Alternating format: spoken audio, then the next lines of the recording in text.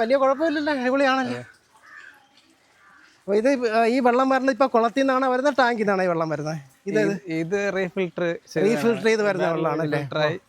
വരുന്നു വീണ്ടും ഇവിടുന്ന് നേരെ വീണ്ടും കുളത്തിലേക്ക് പോകും.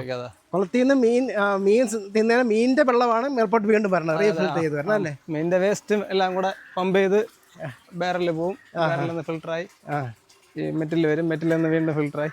ഇതിപ്പോൾ എത്ര വർഷമായിട്ട് ഇത് ചെയ്യുന്നുണ്ട്? ഇത് 3 വർഷം. 3 വർഷമായിട്ട് ചെയ്തിട്ട് എങ്ങനെയാണ് അത് നേട്ടമായിട്ടാണ് തോന്നുന്നത്? എങ്ങനെയാണ് എൻ്റെ എക്സ്പീരിയൻസ് എങ്ങനെയൊക്കെയാണ്? നമ്മൾ ബാക്കിയുള്ള കർഷകർക്കും അത് കറക്റ്റായിട്ട് 3 വർഷത്തെ എക്സ്പീരിയൻസ് ആണ്.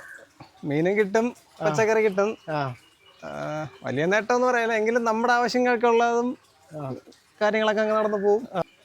ഫസ്റ്റ് പക്ഷേ പച്ചക്കറി എനിക്ക് ഒരുപാട് കിട്ടി. ചീര, പടവലം ഒക്കെ ഒരുപാട് കിട്ടി. പിന്നെ അടുത്ത് പച്ചക്കറിയിൽ ഈ വള്ളി ഐറ്റങ്ങളാണ് ഞാൻ ഫസ്റ്റ് ഒരുപാട് ടൈപ്പ് വെച്ചിരുന്നത്. അതിൽ കുറച്ച് ചെറിയ ചെറിയ നഷ്ടങ്ങൾ അങ്ങനെയൊക്കെ വന്നിരുന്നു. പിന്നെ കഴിഞ്ഞ സ്റ്റെപ്പിൽ പടവലം ആണ് കിട്ടുന്നത്. പടവലം ഒരുപാട് കിട്ടി. ഇപ്പം ഇത് കുമ്പച്ചരയ്ക്ക. അപ്പോൾ നമുക്കിവിടെ പ്രാദേശിക തലത്തിൽ തന്നെ ഇത് വിൽക്കുക, അതോ സ്വന്തം ആവശ്യത്തിനാണ് ഉപയോഗിക്കുന്നത്? എങ്ങനെയാണ്? അല്ല, ഞാൻ അറിയിച്ചിട്ട് ഞാൻ കൊണ്ടു കൊടുക്കുകയും ചെയ്യും. ഇവിടെ വന്ന ആൾക്കാർ വാങ്ങിക്കാനൊക്കെ ആളുണ്ട് ഓൾറെഡി. അപ്പോൾ ഇത് ഉൽപ്പാദനം നടത്തിയാൽ മിച്ചമൊന്നും വരാറില്ല? ഇല്ല.